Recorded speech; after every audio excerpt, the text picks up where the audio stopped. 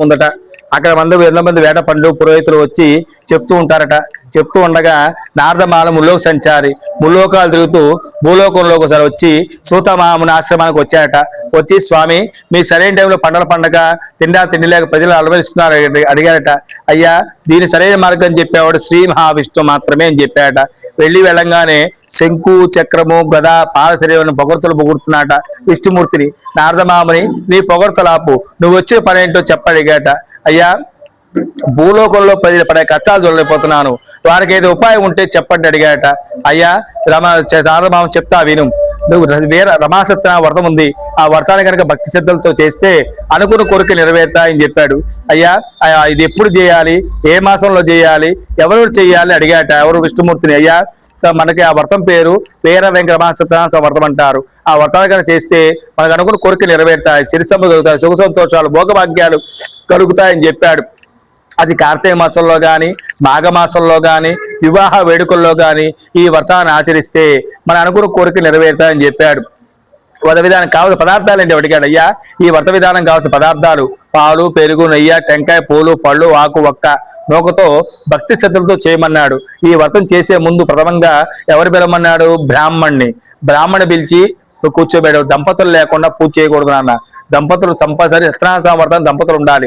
దంపతులు ఉంటేనే దాని ప్రాముఖ్యత. అలాగే వివాహ వేడుకలో చేయమన్నారు. ప్రథమంగా ఎవరిని పిలవమన్నాడు? బ్రాహ్మణుతో పాటు మీ బంధు మిత్తు పరివారాలను కూడా పిలిపించి అలాగే గణపతిని ఆరాధన చేసి తర్వాత పుణ్యావతిని చేసుకున్నాం. తర్వాత ఏం చేసాం? నవగ్రహాలను చేసాం. తర్వాత స్వామివారి ప్రతిమను పెట్టి అభిషేకం చేశాం. అయ్యా సత్యనారాయణ స్వామి మేము చెప్పేది వినమని చెప్పి ఆ కలశావాహనం చేశారు. ఇందాక గంగే చమనే చేవ గోదావరి సరస్వతి నర్మదే సింధు కావేరి జలి చింతన్నాం.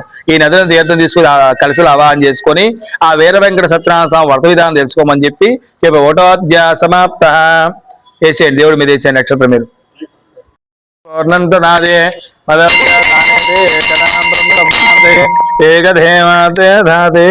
వెంకటరమణ గోవింద గోవింద ఆపద మొక్కుల వాడ రక్షగా గోవింద గోవింద వడ్డిగాసవాడ వెంకటరమణ గోవింద గోవింద కొట్టరారా. మీ ఏ మాసంలో చేయాలి, ఎప్పుడు చేయాలి కదా, పదార్థాలు ఏంటి అని చెప్పారు వివరంగా. అలాగే అసలు ఈ వ్రతాన్ని ఎవరైనా చేశారా, ఎవరు ఎటువంటి ఫలితం పొందారో మాకు చెప్పండి అని అడిగాడు. అప్పుడు చెప్తున్నాడు విష్ణుమూర్తి. నారదమామని చెప్తా విను. కాశీ నగరం ఉంది. ఆ నగరంలో ఉద్ధ బ్రాహ్మణుడు ఉండేవాడు. సకల వేదాలు చదువుకున్నారు, శాస్త్రాలు చేసి అయినా సరే భౌతి దేహిని భిక్షాటం చేస్తున్నాడట. భిక్షాటం చేయడం ఎవరి మీద అడగటం కాదండి, బ్రాహ్మణ గ్రహానికి వెళ్ళి ప్రతివాడు భౌతి భిక్షాటం చేస్తున్నాడట. చేస్తుండగా విష్ణుమూర్తి బ్రాహ్మణ ప్రియుడు. బ్రాహ్మణ బాధలో ఉంటే విష్ణుమూర్తి చూసుకోలేడు, బాధ చూడలేడు. కాబట్టి విష్ణుమూర్తి ఉద్ధవ బ్రాహ్మణ రూపంలో వచ్చి, ఒరే బ్రాహ్మణోత్తమ, సకల వేదాలు చదువుకున్నావు, సకల శాస్త్రాలు తెలుసు, అయినా సరే భిక్షాటం చేస్తున్నావు అడిగాట. అయ్యా ఎన్ని చదువుకుంటే ఏం ప్రయోజనం, నా గ్రహం బల బాగుండలేదు, నా గ్రహాలు అనుకూలించట్లేదు అని చెప్పాట ఎవరు? ఆ బ్రాహ్మడికి. అయ్యా నువ్వు అనుకుంది జరగాలి, సిద్ధించాలంటే శ్రీ వీర వెంకట రమాసత్న వ్రతం ఉంది.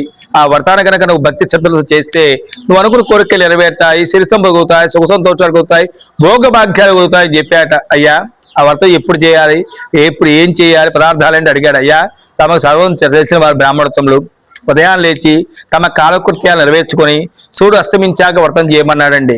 సూర్యుడు అస్తమించాక వ్రతం చేసి ఉదయించక ముందు కానీ సూర్యుడు అస్తమించాక వ్రతం చేయమన్నాడు. మన టైంకి 9-10 చేసుకుంటున్నాం కాబట్టి అసలు ఉదయించక ముందు కానీ అస్తమించి కానీ చేస్తే సూర్యుడు ఉదయించక ముందు అయితే రావుకాలాలు, యమగండాలు, దుర్ముహూర్తాలు, వజ్రాలు ఉండవు. అలాగే ఈ వ్రత విధానం చేసే ముందు ప్రథమంగా ఏం చెప్పాడు ఆయన? బ్రాహ్మడు, అయ్యా ప్రథమంగా ఉదయం లేచాడు, సంకల్పించుకున్నాడు బ్రాహ్మడు. అంటే ఈ రోజు మీ అమ్మగారు అలా సంకల్పించుకున్నారు, ఈ వ్రతం చెయ్యాలని చెప్పి గట్టిగా సంకల్పించుకుంటే మనం ఎలా చేయగలుగుతున్నాం, అదేది చేయలేం కదా. అలా బ్రాహ్మడు సంకల్పించుకున్నాడు ఈ వ్రతం చేయాలని చెప్పి. ఉదయం లేచాడు, ఆయన కాలకృత్యాలు సంధ్యానం చేసుకున్న తర్వాత గ్రామాన్ని బయలుదేరాడు. భగవతీ భిక్షాందేహి అని భిక్షాటన చేస్తుండగా రోజు అందరూ ఇచ్చే ద్రవ్యం కంటే నాణ్యాల రూపంగా ఇచ్చారట. ఆ నాణ్యాల రూపంగా తీసుకుని వచ్చి భక్తి శ్రద్ధలతో ఈ వ్రతం చేస్తున్నాడు ఎవరు, బ్రాహ్మణోత్తముడు. ఆ బ్రాహ్మణోత్తముడు చేస్తుండగా అటే వెళ్తున్న కట్టెలమ్ముకొని వాడు చూశాడు. చూసి ఈ బ్రాహ్మణ ఇంట్లో ఏం జరుగుతుందా అని చెప్పి చూసేటప్పటికి ఆ బ్రాహ్మణ ఇంటి బయట కూర్చున్నాడు ఎవరు, కట్టెలమ్ముకునేవాడు. చూసి ఆ బ్రాహ్మణుడు చూసి ఆయన్ని అతిథి కింద పిలిచి లోపల ఆహ్వానించాడు ఎవరో కట్టెలమ్ముకునేవాడు. ఈ వ్రతం అంతా విని ప్రసాదం నోట్లో వేసుకున్న తర్వాత, ఓరే బ్రాహ్మణోత్తమ ఈ వ్రతం చేస్తా ఏం చేస్తారు, ఈ వ్రతం జరిగేది మనకు లాభాలు ఏంటి అని అడిగాడు. అయ్యా ఈ వ్రతం చేస్తే అనుకున్న కోరికలు నెరవేరుతాయి, కష్టాలు పోతాయి, సిరి సంపదలు భోగభాగ్యాలు కులుతాయి అని చెప్తాడు. ఎవరండి, బ్రాహ్మడు. ఎవరు, కట్టెలమ్ముకునేవాడు. సంకల్పించుకుంటాడు కట్టెలమ్ముకునేవాడు ఈ వ్రతం చేద్దామని చెప్పి నిశ్చయించుకొని గ్రామాన్ని బయలుదేరతాడు. గ్రామాన్ని బయలుదేరిన తర్వాత కట్టెల మూట ధరం పెట్టుకుని బయలుదేరతాడు. రోజు ఏంటి అప్పుడు ఏం చేస్తాడు, సత్యనారాయణ స్వామి ఈయన కట్టెలమ్ముకొని పరీక్షించడానికి ప్రయత్నం చేస్తాడు. వెళ్తుండగా ఆ రోజు గాలి ఉన్నట్టుండి గాలి వాతావరణం మారిపోయి గాలి వాన తుఫాన్తో ఉంటే వచ్చే ఒక గుడారంలో నుంచొని ఉంటాడు. ఎవరు ఆ కట్టెలమ్ముకునేవాడు.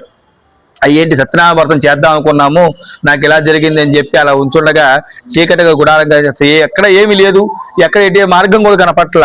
ఎవరు పొలలు ఉంటారు, రేపు వ్రతం చేద్దాం సంకల్పించుకున్నాం అని చెప్పి బాధపడుతుంటే అప్పుడు పుల్లని అరిచేటప్పటికి రాజుగారు మొత్తం కరెంట్ చీకటి అయిపోయింది కదా, రాణి గారికి పుల్లన్న మాట శబ్దాన్ని వినిపించి రమ్మని పిలిపించిందట. పిలిపించేటప్పటికి ఈయన వెళ్ళేటప్పుడు బలమేదురా ఆ కట్టెల మూట ఎంత అని అడిగేటప్పటికి 8 వరహాలని చెప్పాడట. ఎప్పుడు 1-2 వరహాలు అమ్మేవాడు 8 వరహాలు అని చెప్పేటప్పటికి మారు మాట్లాడకుండా రాణి గారు 8 వరహాలు ఇచ్చి కట్ల ముట్టి ఇంట్లో పడేయమని చెప్పిందట. ఆ 8 వరహాలు సహా సత్యనారాయణ స్వామి మహిమ ఇదనమాట, ఇది వ్రతం చేసి మనం పరిశీలించాలని చెప్పి ఆ కట్టె పిలిపించాడు. ఉదయం లేచా కాలకృత్యాలు వెచ్చుకున్నాడు. బ్రాహ్మణ ఇంటికి వచ్చి, ఓరి బ్రాహ్మణోత్తమ మా ఇంట్లో సమాసత్యన వ్రతం చేస్తున్నాము, వచ్చి చేయండి అని ఆజ్ఞాపించాడట. చెప్తే ఆ బ్రాహ్మణుడు కూడా భక్తి శ్రద్ధలతో వెళ్ళి ఆ కట్టెల మూట ఇంట్లో వ్రతం చేశాడట. వ్రతం చేసిన కొన్నాళ్ళకి ఆ దేహి అన్నవ కాకుండా అన్నవాడికి దాన ధర్మాలు చేస్తూ సుఖ సంతోషాలతో భోగభాగ్యాలతో ఉన్నారట. ఎవరండి, బ్రాహ్మడే గాని కట్టెలెమ్ముకునేవాడి. ఈ వ్రతం చేయడం వల్ల అన్ని పుణ్యఫలమట. 2వ అధ్యాయ సమాప్త. ఏం నేర్చుకున్నాం, 2వ అధ్యాయులు ఏం నేర్చుకున్నాం మనం, ఎవరెవరు చేశారు, ముందు బ్రాహ్మడు తర్వాత కట్టెలెమ్ముకునేవాడు. అప్పుడు నారద మామ విష్ణుమూర్తిని అడుగుతున్నాడు, స్వామి బ్రాహ్మడు చేశారన్నావు, కట్టెలెమ్ముకునేవాడు చేశారన్నావు, ఈ వర్తను ఇంకెవరైనా చేశారా, ఎవరు ఎటువంటి పనులు పొందారో నాకు చెప్పండి అని అడిగాడు. నారద మామని చెప్తా విను. కాశీ నగరం ఉంది, కాంచన నగరం ఉంది, కాంచన నగరం. ఆ నగరంలో ఉల్క మహారాజు ఉండేవాడు. అతడు సత్యవంతుడు, నిత్యవంతుడు. నిత్య ఆలయానికి వెళ్ళి దేవుడు దర్శనం చేసుకొని నగర పొలిమేరల్లో గోశాలకు వెళ్ళి నగర పొలిమేర మనకి భద్ర నదీ తీరానికి వెళ్ళాడు. ఎవరు, ఉల్క మహారాజు. ఉల్క నదీతో వెళ్తుండగా వెళ్ళి ధర్మపత్తో కలిపి వెళ్ళి అక్కడ రమాసత్న వ్రతం చేస్తున్నాడు. ఎవరండి, ఆ ఉల్క మహారాజు. చేస్తుండగా ఆ నదీ తీరాన్ని వెళ్తూ ఒక షావుకారు చూశాడు, ఒడ్డును లంకి వేశాడు. ఒడ్డునొచ్చి కూర్చొని ఈ రాజుగారు ఏం చేస్తున్నారా అని చెప్పి కూర్చుని విన్న తర్వాత పూజ అయితే విని ప్రసాదం నోట్లో వేసుకొని అక్కడ ఉండే రాజుని అడిగాడు, స్వామి ఈ వ్రతం ఎందుకు చేస్తున్నారు, ఈ వ్రతం చేయడం మనకి లాభాలు ఏంటి అని అడిగాట. అయ్యా ఈ వ్రతం పేరు వీర వెంకట రమా సత్యనారాయణ స్వామి వ్రతం అంటారు. ఈ వ్రతాన్ని కనుక చేస్తే సంతానం లేకపోతే సంతానం కూడా కలుగుతుంది, సిరి సంపదలు భోగభాగ్యాలు కలుగుతాయని చెప్తాడు. అప్పుడు షావుకారు అనుకుంటాడు మనసులో, అయ్యా నాకు సంతానం లేదు కాబట్టి నా కుమార్తెగా జన్మిస్తే ఈ వ్రతం చేద్దాం సంకల్పించుకుంటాడు. నగరం 6 మాసాలు వ్యాపారం చేసుకుని ఇంటికి వెళ్ళాడు. ఎవరు, కాశీ నగరానికి వచ్చాడు. వారు షావుకారు భార్య పేరు లీలావతి. ఇంటికి వెళ్ళి లీలావతి ఇలా ఉల్క వ్రతం చేస్తున్నా విన్నాను, మనకు పిల్లలేరు కాబట్టి మన కుమార్తె జన్మిస్తే ఈ వ్రతం చేద్దామని సంకల్పించుకున్నాట. కొంతకాలం గడిచింది. ఆవిడ 9 మాసాల మన కుమార్తెన గంది. ఎవరు, లీలావతి. పెద్దలందరూ కూర్చొని కళావతి నామకరణం చేశారు. నామకరణం చేసిన తర్వాత భార్య అంటుంది భర్తతో, ఏమండి మనకు కుమార్తె కలిగింది కాబట్టి రమాసత్యన వ్రతం చేద్దామండి అని చెప్పేటప్పటికి అప్పుడు అంటారు భర్త, నేను ఎక్కువ రోజు ఇంటి వద్ద ఉండే వ్యాపారం అందకిచ్చింది, ఆ అమ్మాయి ఎక్కువ వయసు వచ్చాక చేద్దామన్నాడు. ఎక్కువ వయసు అంటే పెళ్ళిడు వచ్చింది అమ్మాయికి. ఆ పక్క వ్యాపారం చెప్పాడు, మా అమ్మాయి దగ్గర మంచి వరుణ్ చూసి పెట్టమని చెప్పాడు. అడిగేటప్పటికి ఈయనేం చేశాడు, కాంచీ నగరానికి వెళ్ళి ఈ వ్యాపారి ఈ అమ్మాయి దగ్గర మంచి వరుణ్ చూశాడు. అందరూ కూర్చొని వివాహం చేస్తున్నారు. వివాహ హడావడిలో లీలావతి కూడా మర్చిపోయింది. ఎవరు మర్చిపోయింది? సత్యనారాయణ స్వామిని మర్చిపోయింది. ఈయన సామాన్యంగా వరాలు ఎవడు ఇచ్చాడంటే వెనక ముందు పరీక్ష పెడుతూ ఉంటాడు. శివుడు బోలాశంకర్ అడగ్గా నిర్ణయిస్తూ ఉంటాడు. అలాగే శివుడు ఈ విష్ణుమూర్తి పరీక్షించే కోపం వచ్చింది, వీళ్ళని క్షమించకూడదని నిర్ణయం తీసేసుకున్నాడు. వివాహం జరిగింది, కొన్నాళ్ళు గడిచింది. వ్యాపార నిమిత్తం కాంచీ నగరానికి మావాళ్ళు వ్యాపార నిమిత్తం బయలుదేరారు. బయలుదేరిన తర్వాత ఎప్పుడు బయలుదేరారు, ఇక్కడ అగ్ని ప్రమాదం జరిగి ఇల్లుతో సహా అగ్నిపర్వం కాలిపోయి కట్టుబట్టలతో లీలావతి కళావతి రోడ్డు మీద ఉన్నారట. ఉండగానే ఎందుకు ఇలా జరిగిందని బాధపడుతుంది. కొంతకాలం గడిచింది. లీలావతి ఆరోగ్యం క్షీణించిపోయింది. ఇక్కడ భిక్షాటం చేస్తూ కళావతి భిక్షాటం చేస్తూ బతుకుతున్నారు. ఇక్కడ ఏం చేశారు, లంకి తీసి గట్టొట్టు వేయంగానే ఆ రాజుగారు దొంగల ధనమంతా దోచిపోయి ఈ వర్త వ్యాపారి పడేసి పారిపోయాట. దొంగతనం వీడే చేయించుకొని దయాదాక్షం లేకుండా మావాళ్ళని చీకటి గుర్రాలలో బంధించారట. 3వ అధ్యాయ సమాప్త. ఎక్కడి వరకు వచ్చాం? మావగారు అల్లుడు గారు అంటున్నారు, మావగారు ఎప్పుడు ఎవరికి ఏ పాపం చేశాం కానీ మీతో పాటు నాకు శిక్ష పడని చెప్పి అల్లుడు గారు మావగారిని తిడుతున్నారట. తిడుతుంటే అక్కడ అగ్నిప్రమాదం జరిగి ఇల్లంతా పోయి భిక్షాటం చేసుకున్నా అని చెప్పి లీలావతి కళావతి ఆరోగ్యం క్షీణించి గుడిసి కింద కూర్చున్నప్పటికీ కళావతి అందరి ఇళ్ళకి వెళ్ళి భిక్షాటం చేసుకుంటూ ఒక బ్రాహ్మణ ఇంటికి వెళ్ళిందంట భిక్షాటం చేసుకోవడానికి. భిక్షాటం చేస్తుంటే ఆ బ్రాహ్మణుడు రమాసత్యనారాయణ వ్రతం జరుగుతుందట. ఆ పూజ విని ప్రసాదం నోట్లు వేసుకొని ఆ బ్రాహ్మణుడు ప్రసాదం ఇవ్వగానే మూట కట్టు వచ్చిందట.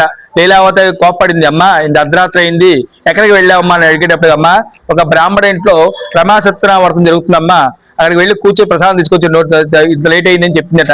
చెప్పంగానే ఆ ప్రసాదం కళ్ళకు నోట్లో వేసుకొని, అమ్మ మనం ఈ వ్రతం చేద్దాం అనుకోని చేయకపోవడం వల్లే మనకి నీ కష్టాలు కలిగని చెప్పి సంకల్పించుకుందంట ఈ వ్రతం చెయ్యాలని చెప్పి. ఎవరు? లీలావతి. ఎప్పుడు సంకల్పించుకుందో అక్కడ ఉల్క మహారాజు కల్లోకి వస్తాడు. సత్యదేవుడు వచ్చి సత్యమే పలుకుతాడు, సత్యమే పలకాలి, అబద్ధం అసద్ధం సత్యం పలికితేనే అన్నింటి మంచి జరుగుతుందని చెప్పి ఎప్పటికైనా సత్యమేవే జయితే అన్నారు. సత్యం పలకాలని చెప్పి సత్యదేవుడు వచ్చి ఆ రాజు చెప్తాడు, నువ్వు బంధించిన వ్యాపారం నా భక్తులు వదిలిపెట్టబడి రాజపుష్టి అవుతావు అని చెప్తాడట. ఉదయాన్ని లేచి రాజసభ చేస్తారు. ఋషుల్ని, వేద పండితుల్ని, పురోహితుల్ని పిలిపిస్తాడు. రాత్రి నా స్వప్నం ఇలా వచ్చింది, ఆ సత్యనారాయణ స్వామి వచ్చాడు, ఏం చేయమంటారు అడుగుతాడు. అప్పుడు చెప్పాడు, మనుషులు అయ్యా అతను చెప్పింది సూచన తప్పకుండా ఆచరించండి అని చెప్పాడు. రాజుగారు భటులు పంపించారు కారాగారంలో. వీళ్ళకి కొన్నకాలం ఎన్నో సంవత్సరాలు అయిపోయింది కాబట్టి గడ్డాలు మీద పెరిగిపోయి వస్తున్నారు. అక్కడ రాజుగారు ఇంకా ఉరిశిక్ష విధిస్తారో భయపడుతూ వస్తున్నారు. ఎవరు? మావాళ్ళు వచ్చి రాగానే సభలోకి అప్పుడు ఉల్క మహారాజు చెప్పాడు, ఓ సావుగారు నువ్వు రమాసత్యనారాయణ వ్రతం చేస్తానని చెప్పి చీకపడ వల్ల నీకు ఇన్ని కష్టాలు కానీ చెప్పేటప్పటికి, అయ్యా మా తప్పు మరణించండి, ఈ వ్రతం చేస్తాను ఎప్పుడు సంకల్పించుకున్నారో దొంగలు దోచుకున్న ధనం కంటే రెట్టింపు ధనం ఇచ్చారట. ఇచ్చి కన్ని విని ఎరిగి రాజమర్యాదలు చేసి మా వాళ్ళని పంపించారట. పంపించిన తర్వాత ఆ ధనం అంతా ఒడనిండా పేర్చుకున్నారు. పేర్చుకున్న తర్వాత చెట్టు కింద అర్హత తీర్చుకుంటారట. తీస్తుండగా అడిగారు, ఎవరు అడిగారు? సత్యనారాయణ స్వామి వచ్చి ఒక సన్యాస రూపం దాల్చాడు. వచ్చి ఓరి షావుకారు నీ ఒడలో ఏమున్నాయని అడిగాట. ఓరి సన్యాసి నీకెందుకయ్యా ఆకులములు తప్ప ఏమీ లేవన్నట. తదాస్తు అన్నాడు అని వెళ్ళిపోయాడు. ఎవరు? సన్యాసి. ఓ మరిచెట్టు కింద తప్ప చేసుకుంటూ ఉన్నాడు ఆ సన్యాసి. తీరా చూస్తే నది మీద పడవ తేలుతుందట. అల్లుగారు చెప్పారు, మామగారు వచ్చింది ఎవరో కాదండి, ఆ సత్యనారాయణ స్వామి మనం పరీక్షించడానికి వచ్చాడు. మనిషికి డబ్బు ఉంటే ఎలా ఉంటుంది, డబ్బు లేకపోతే ఎలా ఉంటుందని తెలుసుకోవడానికి వచ్చాడని చెప్పేటప్పటికి తప్పు తెలుసుకుని వెళ్ళాట. ఎవరు? ఆ మనిషి సన్యాసి దగ్గరికి ఎన్నోసార్లు బతిమిలాడితే, అయ్యా అత్యాస పనికిరాదు, డబ్బున్నప్పుడు ఒకలాగా డబ్బు లేనప్పుడు ఒకలాగా ఉండకూడదు నాన్న, ఇప్పుడు ఇలాగ ఉంటే నీకు బాగుంటుందని చెప్పి ఆ సన్యాసి ఎదబోధిస్తాడు. అప్పుడు ఎదబోచిన తర్వాత ఆ సన్యాసి లేచి రాస్తామంటాడు. ఎలా ఉన్న డబ్బు అలా వచ్చిందట. మా వాళ్ళు బయలుదేరారు. ఇక లీలావతి కళావతి వ్రతం చేస్తుంది, చేయొచ్చా? మిమ్మల్ని ఎలా కూర్చుని వీళ్ళు ఎలా కూర్చున్నారో మిమ్మల్ని దంపతులు కూర్చోబెట్టి వీళ్ళు ఆ కార్యక్రమాన్ని అంతా చేస్తున్నారట. చేస్తుండగా పూజ అయితే అయింది. ప్రసాదం తినే టయానికి ఒక దోత వచ్చి, అమ్మ నీ భర్త వస్తున్నాను సూచించాట లీలావతి కళావతికి. ఇవ్వడంతో పూజ అయితే చేసింది కానీ ప్రసాదం స్వీకరించకుండా కళావతి నదీ తీరాన్ని పరిగెత్తుకు వచ్చిన భర్తను చూడాలని తొందరతో తండ్రి దిగాడు. పడవతో సహా మునిగిపోయింది. అల్లుగారు మరణించారు. ఎందుకు ఇలా జరిగింది అని చెప్పి తండ్రి కూతురు గట్టొడ్డు నుంచి విలపిస్తుండగా లీలావతి పూజ విని ప్రసాదం నోట్లో వేసుకొని కూతురు ప్రసాదం తీసుకోలేదు కాబట్టి కొద్దిగా కొంగును ముడేసుకొని వచ్చిందట నదీ తీరాన. తెలిసి ఇక అల్లుడు గారికి జరిగి తెలిసి బాధపడుతున్నట.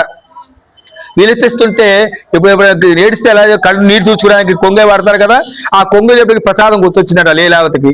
అమ్మ నా కూతురు ప్రసాదం తీసుకోవడం వల్లవే ఇన్ని కష్టాలు కానీ చెప్పి ప్రసాదం తీసుకొని ఇప్పుడు నోట్లో వేసుకుందో పడవ యథాస్థానానికి వచ్చిందట. అల్లుగారు కూడా దిగారు.